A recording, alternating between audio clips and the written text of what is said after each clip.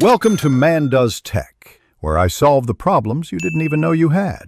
You begin by signing in and granting microphone and notification access because Reflex needs live input to measure responses. Once done, create or import a project, pick a template to save time or start blank to customize. Make sure to set core parameters, session duration, practice frequency, and the metric you'll track. These first steps get data flowing.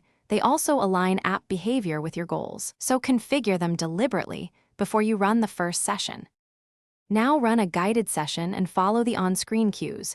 Reflex times events and logs each response. As you go, adjust sensitivity and difficulty to match your current skill and recalibrate microphones or sensors if prompts drift. Make sure to watch live metrics, accuracy, average response time, and streaks to decide whether to ramp up difficulty or repeat modules.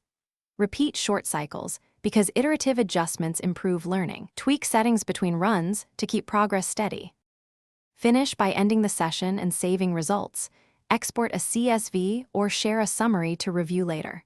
Once saved, open the analytics dashboard to spot trends and set the next goal based on response time and accuracy. If something goes wrong, troubleshoot, recalibrate sensors, restart the app, and confirm microphone and notification permissions.